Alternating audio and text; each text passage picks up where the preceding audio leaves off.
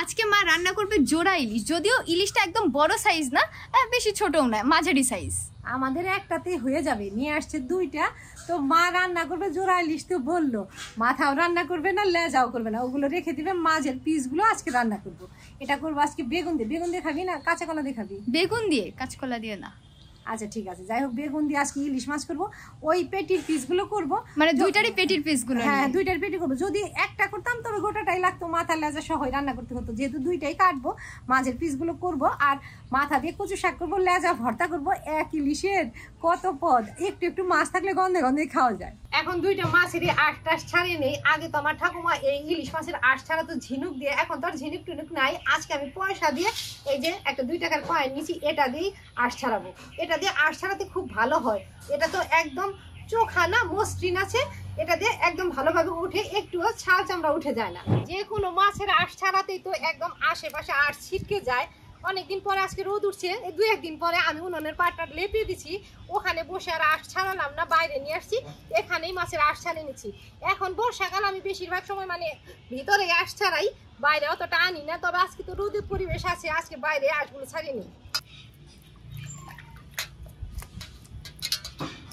আঁশ টাশ ছাড়িয়ে 2-1 বার ধুয়ে নিচ্ছি। এখন মাছগুলো কেটে নিচ্ছি। আগে মাথা কেটে দিলাম, মাথা কেটে নৌকা বের করে নেব।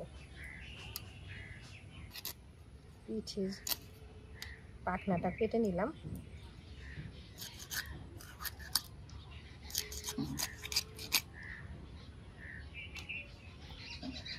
দুইটা মাছই কেটে নিলাম, তবে এই মাথার কান কোটান আলাদা করে কাটবো না, যেদিন কচু শাক রানবো তখন কাটবো। এখন হালকাভাবে আর 2-1 বার ধুয়ে নিয়ে রান্না শুরু করবো। জল ফেলে দিলাম, মাছটা আরো 2-1 বার হালকাভাবে ধুয়ে নিয়ে রান্না শুরু করবো। উনুন জ্বালিয়ে নিচ্ছি ইলিশ মাছ রান্না করার জন্য। কড়াইটা এখন উনুনে বসাবো। মাছের উপরে নুন হলুদ ছড়িয়ে দিলাম। মাছগুলো এখন ভালো করে মেখে নেব। মাছগুলো হালকা ভাবে ভেজে নেব, এই জন্য সরষের তেল কড়া করে গরম করে এই যে মাছের পিস দিয়ে দিলাম। আজকে ইলিশ মাছ তো বেগুন দিয়ে রান্না করবো, এই জন্য 2টা বেগুন কেটে নিলাম। মাছ বরাবর ফাটলি করে ওই ভাজার মতো করে কাটলাম। মাছগুলো তো ভাজবো না, শুধুমাত্র তেলে গড়িয়ে নেব।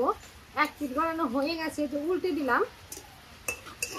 অল্প জাল করে নামিয়ে দিব। নামিয়ে কালো জিরে ফোড়ন দিয়ে বেগুন দিয়ে দিব। আগে বেগুন দিব, বেগুনগুলো একটু ভাজা হলে, হালকা ভাজা হলে সাইডে রেখে কালো জিরা চেরা কাঁচা লঙ্কা দিব।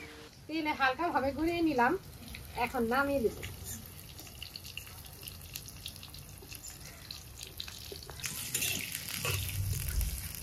বেগুনগুলো ভেজে চেরা কাঁচা লঙ্কা কালো জিরে হলুদ গুঁড়ো দিলাম, এগুলো হালকা ভেজে নিলাম। এখন ঝোলের জল দিব।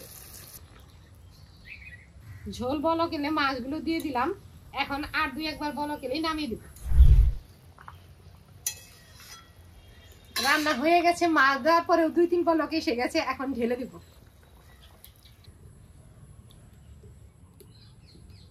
মাছ ভাজার থালেই ভাত বেড়ে দিছি। এই যে বেগুন মিশে দিলাম। এই ঝোল দিয়ে ভাত মাখলে ভাত সাদাই থাকে।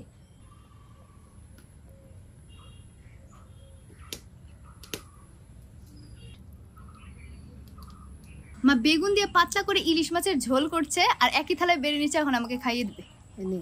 খাইয়ে দিব। যে নে বাবা, পড়লো।